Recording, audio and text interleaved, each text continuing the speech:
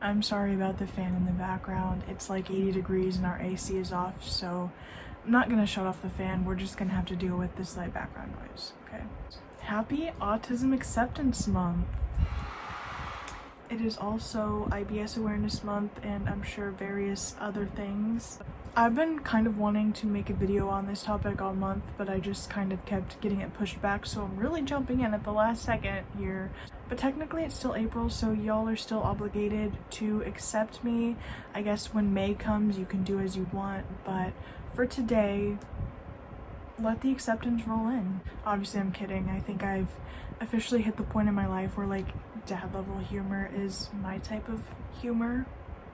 But anyways, there's this show in the media that's been trending lately called Love on the Spectrum, in which it showcases autistic people finding relationships. And the show has been talked about like on TikTok. I've seen a lot because people are pointing out how cute some of the couples are, which is true.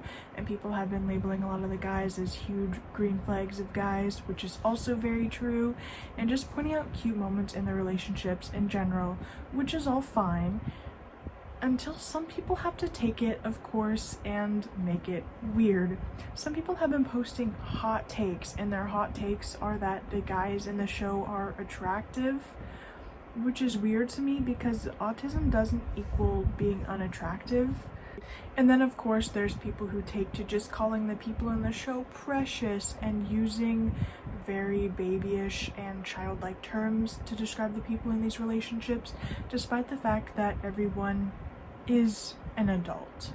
A lot of people just tend to associate autism and frankly any disability as being childish and just automatically assuming that everyone with a disability is incapable of taking care of themselves, which obviously, even if that is the case for some people, for the people who do need extra support and can't function living on their own, that's fine. Obviously they're valid too, but that is not the reality for everyone, as people tend to assume. I've even seen Marissa Bodie, who played Nessa Rose in the movie version of Wicked, who is an authentic wheelchair user, post online about like how sometimes when she's in her wheelchair, like people will crouch down to her and be like, oh, do you need any help? Which is crazy work considering the fact that Marissa is like 23 or 24. She is an adult woman.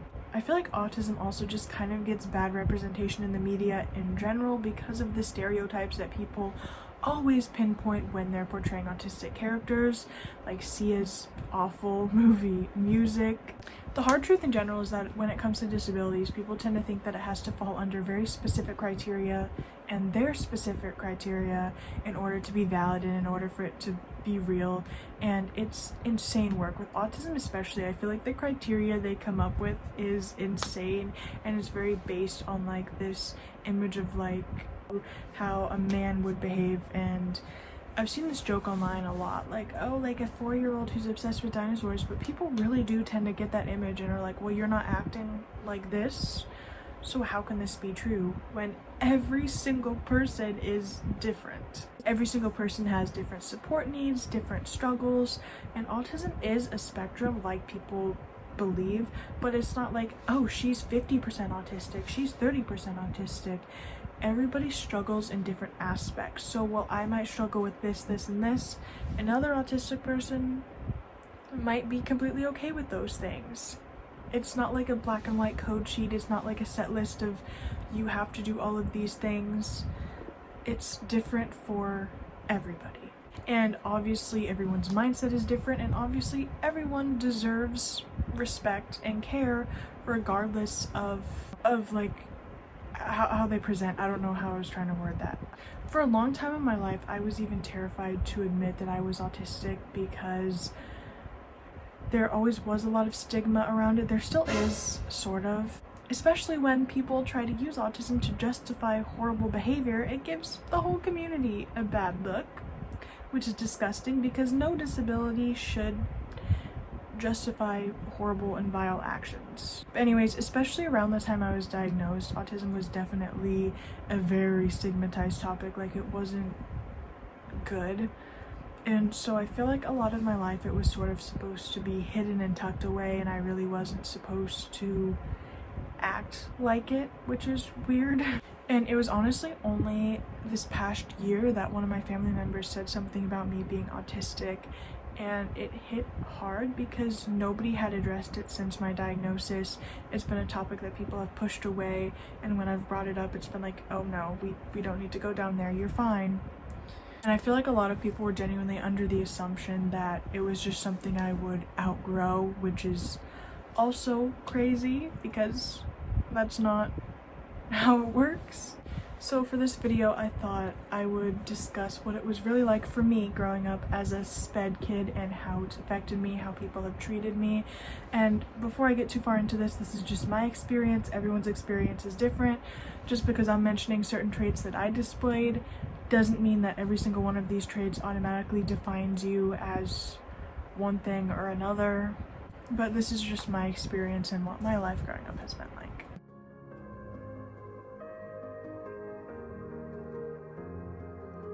So ever since I was young, it was very clear that I was a bit different or behind the other kids, at least socially. But when I was really little, it was easily just brushed aside as just being a really shy kid, because a lot of little kids are shy. One memory that my family always likes to recount to me is a time I was in preschool, and for whatever reason I was dropped off late to class one day, and everyone had already sat down for circle time or whatever they were doing. And so my grandma dropped me off. I went into the coat room, but everyone was already seated and down, and so I was too uncomfortable to, join them and make a scene after they'd already been in there. So when my grandma showed up later to pick me up from preschool, I was still standing there in the coat room with my coat on because I hadn't been able to join the others. And as I moved on to elementary school, I still continued displaying those same behaviors. My family would desperately try oh, she'll overcome it, and they'd constantly be telling me, you gotta just work through this shy thing, you gotta get over it. And I would be in social situations with people I didn't know, and they'd expect me to just relax after a little while and start talking, but I never did. Or if we were at a park and there was another group of kids, they'd expect over time I'd just go join the other kids and play, but I never did. I would keep myself isolated and I wouldn't socialize. I remember in kindergarten, there was 2 kindergarten classrooms, and they had this connecting bathroom between the 2 classrooms.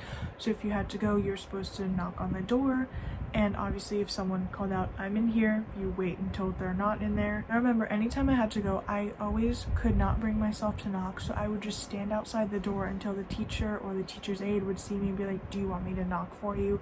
Or they would knock for me. I did manage to have very few friends, or at least acquaintances, who would talk to me when I wanted to be included, but for the most part I didn't. As I kept progressing through elementary school, though, it got to the point where my shyness could no longer just be labeled as something that I would just outgrow, or it wasn't just a typical shy thing. It was starting to become kind of concerning behavior. In 1st or 2nd grade, whatever year we had a bigger focus on learning how to write, for whatever reason they thought I was left-handed. I don't remember why, but they thought I was left-handed, and of course 6-7-year-old me couldn't step up and say, hey, I'm actually right-handed. So I pretended to be left-handed for a while, and it was only caught on to when I started writing with my left hand but erasing with my right hand. So eventually one of the teachers was just like, honey, are you right-handed? And I was forced to admit the truth, and of course that resulted in them talking to my parents, being like, yeah, something's wrong here. I was also starting to showcase more behavior at home that led to them believing something was going on. I was a little bit developmentally behind, and I was definitely a bit later learning to do things that kids my age were doing. I was very late in learning how to ride a bike without training wheels, and I was late in learning how to tie my shoes. And I remember literally trying to force myself to learn how to tie them, but I just couldn't get it. My family's frustrated with me, being like, why can't you get this? Why can't you get this? Showing me over and over and over again. As I'm sitting there with my shoe, I'm screaming, I'm crying, I'm hitting myself, and I couldn't figure it out for the longest time. It obviously became apparent that I wasn't socializing the way that other kids around me were. I wasn't begging to go to friends' houses and birthday parties and sleepovers. I was keeping to myself. I would have moments where I would just shut down and not talk, obviously at school and at home. And a lot of times during a certain point in time, I would get really upset and nobody would know why. I would kind of just shut down and go quiet and start pouting, and nobody really knew why. And so obviously all of this combined kind of just raised concerns. And then once again in school, I was struggling as well. I was always one of the last, if not the last person done with tests, and I always needed to be given extra time to complete things. At some point, I don't remember what exactly she was called, if she was like a paraprofessional of sorts or what exactly she was, but there was this lady I would meet with periodically, and we'd go to like a little office that she had in the school where I would work on different areas I was struggling with. I know we worked a tiny bit on like communication skills, like grammar and forming sentences, and math. She had like little plastic pennies, nickels, dimes, and quarters, and I had to work on differentiating the four and telling them apart and adding and subtracting with their values. In third grade is when I was referred to a psychiatrist who was working to help me deal with my communication issues. I met with him periodically throughout this year, and I remember thinking he looked just like Al from Al's Toy Barn in Toy Story. Al and I obviously heavily focused on self-advocacy and communication and identifying emotions and how to work through emotions. I remember one big emphasis that I worked on with Al though was learning how to say no. There were these little colored sheets in the room that listed the rules, and every time I met with him he'd be like, and what are the steps to accepting no as an answer? And I'd have to sit there and recite back, look at the person, say okay, stay calm. And then there was another one at the end that was like, if you disagree, ask again later, or something of that nature.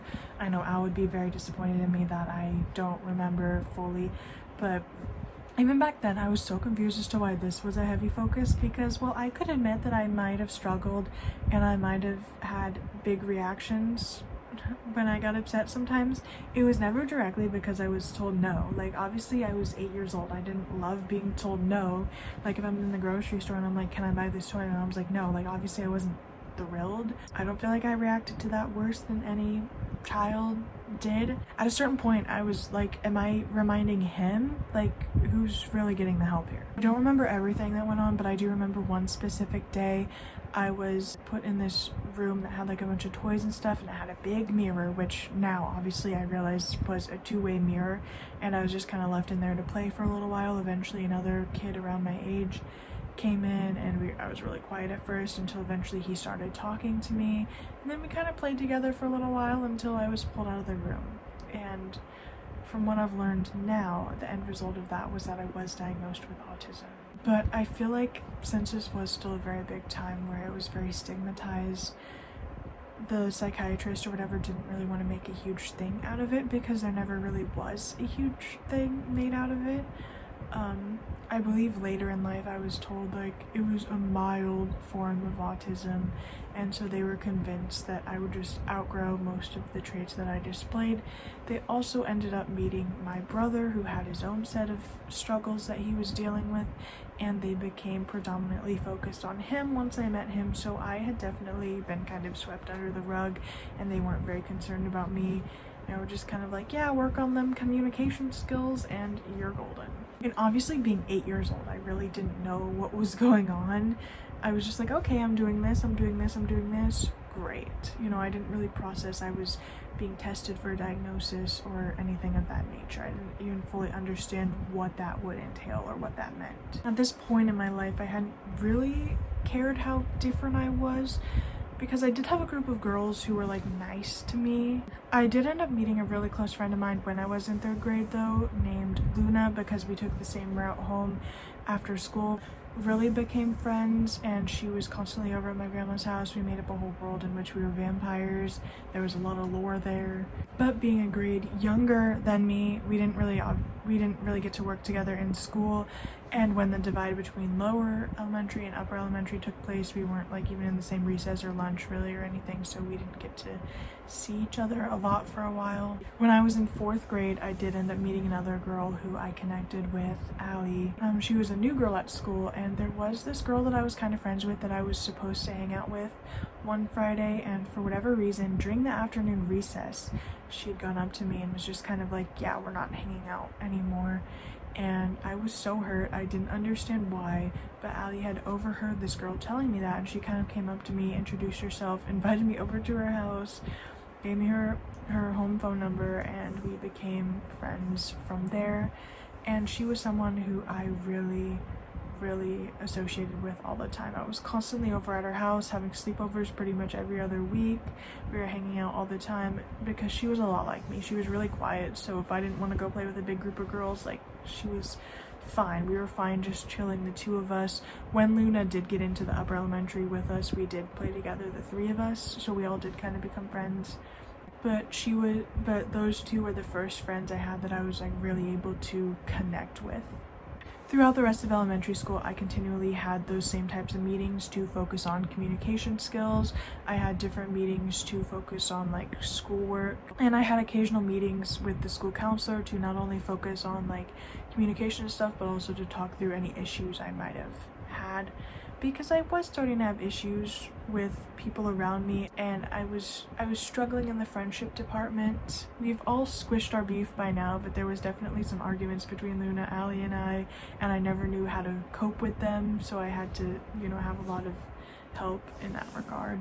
There also were paraprofessionals in the class who worked with me, which at the time I didn't fully grasp, like, oh, they're here for me, because there was like a select group of kids in each class who needed a little extra help.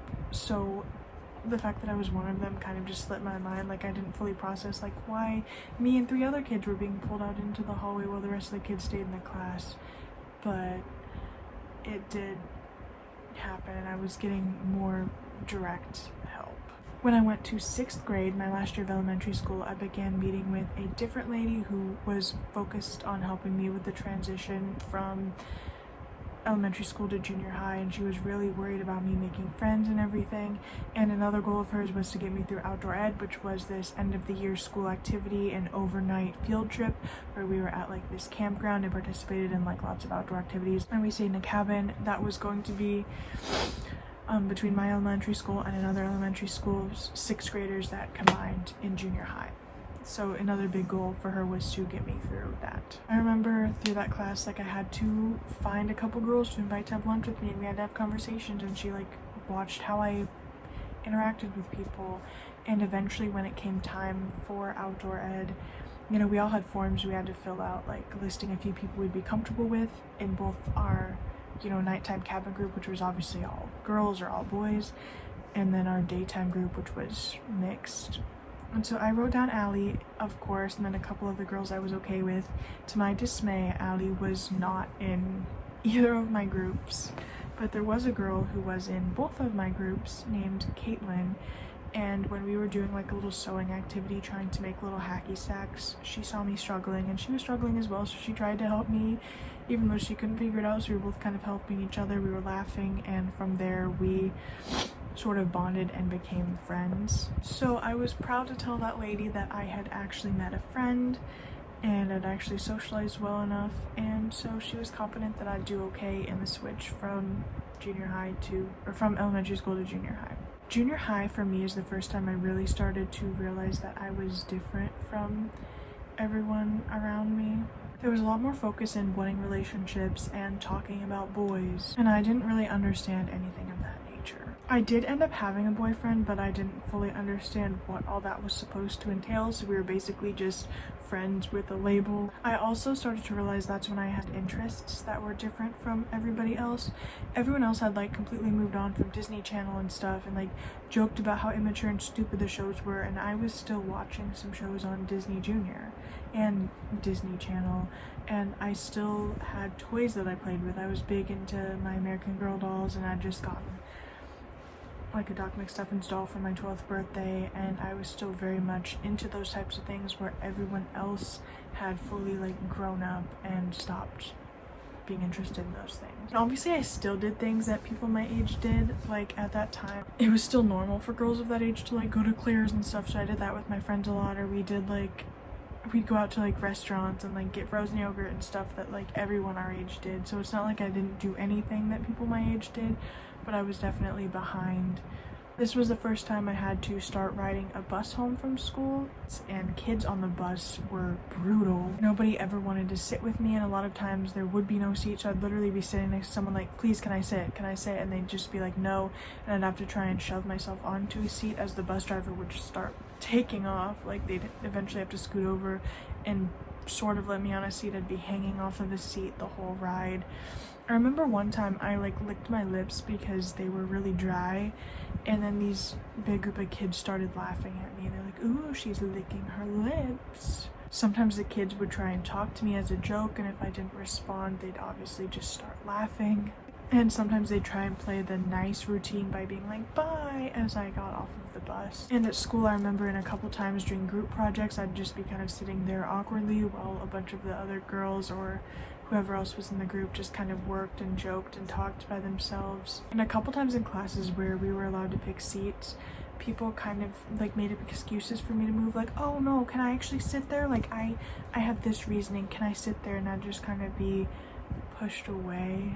In 8th grade, it was also kind of just the same routine. This year I was put in several like classes to help out with issues like reading lab and math lab, which had maybe 5 other people at the most in them that were extra help. So I didn't get to take a lot of extracurriculars because I was like, those had to be like my extracurricular periods. I also didn't understand a lot of the things that the people around me understood, so I was oftentimes excluded from things just because they're like, oh, you're too innocent, you're not going to understand this. One time I remember I made a joke that me and 2 of my friends were like a threesome, obviously just in myself meaning like, oh, there's 3 of us, a little threesome, not knowing the sexual meaning, of course. And this girl just started laughing hysterically, and she, you know, was just like, couldn't believe that I'd said that, and I didn't know what that was. And from there I actually started asking my friends to explain to me what things meant, so I wasn't left in the dark anymore, which I was lucky enough to have friends who were willing to explain those things to me and not make it weird. 9th grade was even worse, as the switch to high school was completely overwhelming. It was a much bigger place. My anxiety was through the roof at all times. I couldn't always handle the fast-paced like switch from this period to this period, and eventually I ended up skipping several classes due to the fact that I couldn't handle them, and I would just hide out in the bathroom during that class period, which obviously caused problems. And to this day I still don't know why like I never seemed to have any accommodations at that point, because I definitely had throughout elementary school and a tiny bit in junior high, but it seemed like when I went to high school they all went away and I was just left to deal with everything by myself. And because of all that, this year I did have to go back to seeing a psychiatrist and was briefly put on anxiety medication. I wasn't evaluated for an IEP again until I was in the middle of my sophomore year, and it was only because I was struggling so immensely that they finally realized like they needed to do something, and obviously I got an IEP. And I know that this can't be everyone's experience, but it greatly helped me. Finally, I was getting the help that I needed in schools, and more people had IEPs than I realized for various different reasons. And luckily I had a friend group who really didn't care either way. Of course there were still kind of the mean people who were like, oh, Willow's my best friend, like as a joke, but for the most part I feel like people were actually nicer to me once I had an IEP, because a lot of people were just like, oh, they're stupid, or oh, they're like a Sped kid, so they were nice to me in like that kind of sickening nice way where it's like, you're just being nice to me because you think I'm a child. Outside of high school, of course, was the biggest reality check. My first job was actually between my junior and senior year, going into my senior year, and it was at a popular fast food burger chain. I could drive, but barely, as I really struggled and was behind on learning how to drive, but I could get myself from point A to point B as long as it was a pretty easy route. I struggled with communication, like I talked to the customers when I needed to, but I didn't go above and beyond, and I barely talked to my coworkers. I struggled immensely at the register and knowing what change to give out, so a lot of times I messed up and I had to ask the managers for assistance. And I wasn't very good at doing multiple tasks at once, like I couldn't wipe down and also like talk to someone, or I couldn't like talk to someone and also manage handing out orders. I just stop and ask for help very often. So eventually they started giving me very specific tasks, like I'd sit in the back and I'd portion out the amounts of fries or chicken nuggets that had to be dropped. Or they'd have me go out to the lobby to wipe down every leg of every chair. Or sometimes they did send me to other locations that needed help, since my location wasn't very busy, so they'd kind of just make me someone else's problem. One time I tried to drive myself and I ended up getting lost because I wasn't very good at navigating directions. And so this poor girl that I worked with had to come find me on her shift and get me back to my location. And for a while after that, they still had me go to other locations. They just drove me there. Like, they were like, no, you're getting out of here. We'll take you. And shortly after that, I was just removed from the schedule with really no communication, and that was that. And obviously I don't blame them because I wasn't a good asset to the team, but it was sad, like, how much I genuinely did try and I just couldn't do it. I did have meetings with a vocational rehabilitation person during my senior year of high school that was supposed to help set me up with a job outside of high school, and I did meet with her once out of high school. And being a freshly graduated, still teenager, I brought my mom along with me, and I had the option to be set up for like an internship type thing at a bank that would eventually lead to like a regular paying job. But my family kind of just brushed it aside, said I didn't need it, said I'd be fine, and once again the focus was kind of directed to my brother who was starting up high school. They wanted to make sure that he wouldn't have any difficulties, so he kind of took over that, and I was left to find a job for myself, which I ended up finding another big fast food chain. And for a while I had the same issues as I had at my first job, but over time I did slowly become good at it, and because I was good I wanted to be there all the time. And because I was a good employee, a lot of time I didn't take breaks. I just kept working. I worked very long shifts, 6 days a week, and obviously that wasn't good for me because the whole time I was just masking and pushing my problems aside. When I'd get home from those jobs, I would be completely done. Like, I couldn't socialize, I couldn't do anything. I'd go to my room and I wouldn't talk to my family, I wouldn't do anything because I was wasting everything I had at the job. And eventually it started getting to the point where I was unreliable once again. I was, constantly shutting down, and I had to take breaks so frequently it wasn't worth having me. After this, I had a conversation with a family member in which I was incredibly honest. I remember I voiced my concerns finding a job and my abilities to perform at a job, even stating that I wanted the help I'd been offered back. In this conversation, I admitted that I'd felt like I was different from everybody else, and I felt like there was a huge barrier between me and everyone else, but I was essentially just told that I was just making up excuses because I didn't want to work, and that I had to just figure it out for myself. Through here, I ended up getting another fast food job, which I did much better at. In the sense of the actual job itself, I was really good at it. But I received a horrible treatment from the people I worked with. The general manager, the first general manager at this job, was horrible, and he admitted that I was good at the job itself. Like, I could handle orders in the drive-thru, I could handle making sandwiches on the back line. I was good at that aspect, but I was still very quiet and sucked at communication, so sometimes when he was talking, if I didn't know what to say, he would just kind of be like, okay, just stare awkwardly, whatever works. Or like if someone else was talking around us, he would make up what I was saying in his mind. Like, he'd be like, Willow doesn't like that, stop. Or guys, Willow's like, what the fuck? And also deliberately be sarcastic in ways that I didn't always pick up. Like, one time during a busier shift, he passed a box that had a sandwich in it back to me, and he's like, you didn't cut this in half. And so, thinking I genuinely forgot to cut it in half, I took it, and then he started laughing and he grabbed the box back. He's like, I was being sarcastic, jeez. And he was always pulling little things like that. And there was also this group of girls who tended to talk to me like I was younger than them. There were several girls who constantly be like, oh, sweetie, let me help you with this. I'm like, I'm capable of doing my job. You can see that I'm doing it good now.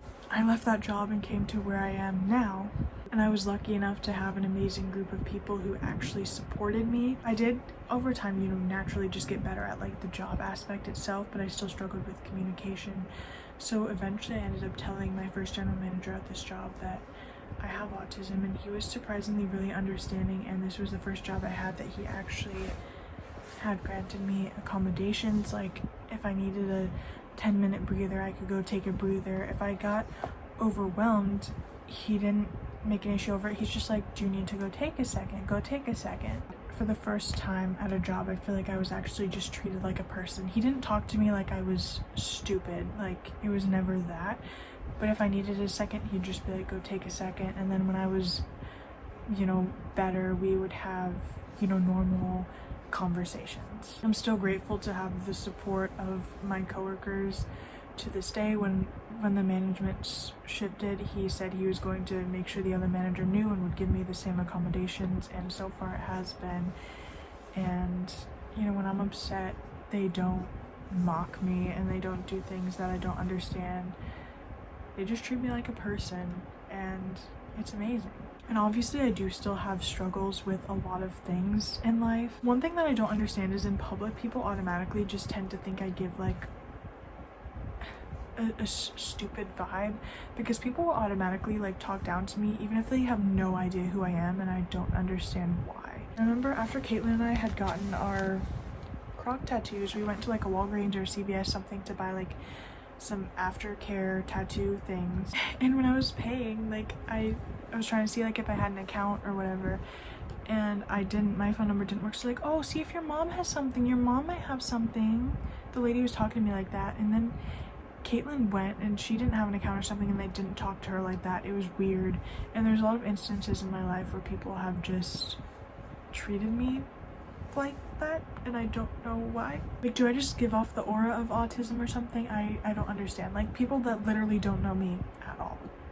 I also do get overstimulated a lot, and sometimes that does cause issues when I'm in bigger social situations, and it can also cause maintaining friendships to be incredibly difficult because I'm not able to keep up with the things that a lot of people enjoy doing. It also causes issues for everyone around me when I do get overstimulated, because I can get very irritable, and obviously no one deserves to deal with someone who's like that irritated. It's also been a long-running thing, of course, but I've struggled with dealing with people's emotions and knowing how to deal with people. Like, if someone around me is upset, I kind of just don't know what to say or do, and I also sometimes don't know how to react to things, which leads to the impression that I just don't care about the people around me, which isn't true. And there are still the occasions where I do shut down and don't talk and communicate as well. I have found coping mechanisms to work through it a lot, and I can better sense when I'm getting overstimulated and I need to take a break, and I can, you know, form better coping mechanisms now, and I sort of know my limits a little bit better now than when I was a kid. But there are definitely still moments where I get overwhelmed, and sometimes there are still difficult situations. Like the other day at work, we had a supervisor and our new COO come in and work with us, so a shift that was normally 4 people was 6 people, and it was more crowded. There was a lot of people. It was a lot louder, you know, everyone was shouting, calling out what they were dropping and like what they were making. A lot of beeping from the fryers, and a lot of people just in my space. And so I was, you know, standing there completely overstimulated and out of it, having a horrible time. Meanwhile, everyone around me was just laughing and enjoying it. Sometimes things like that are difficult for me when I see everyone else just being completely fine while I'm struggling. I do have some interests that a lot of people still find childish, but the fun thing about life is that people can like multiple different things. I can collect and love dolls, but I can also be super into horror movies and doing my makeup and my Crocs. Like, it's not all one or the other, and just because some aspects of me seem more childish, it doesn't mean that I don't also do a lot of things that everyone else my age does as well. You know, like, it doesn't automatically mean that I'm not in pursuit of a man for a relationship. It doesn't mean that I can't have a relationship. I've still seen incredible improvement in myself and guiding myself through the challenges that come with this, and learning myself and learning what upsets me and what doesn't, and trying to find ways to push myself to communicate when I feel like I can't, and work with people when I feel like I can't. I've tried to find better ways to converse with the people around me and form better connections with people. You know, at the end of the day, I'm still a person. I'm not diseased. You're not gonna catch it from me. And I might have these things that I do that other people don't always understand, and these things that I don't like about myself that I can't change. But at the end of the day, it is who I am. So that is a little bit more about my life growing up like this. It's definitely been strugglesome in a lot of areas, but I think it's cool to see how I've grown and how I've changed. That is going to be all for this video. I'll see you guys in my next.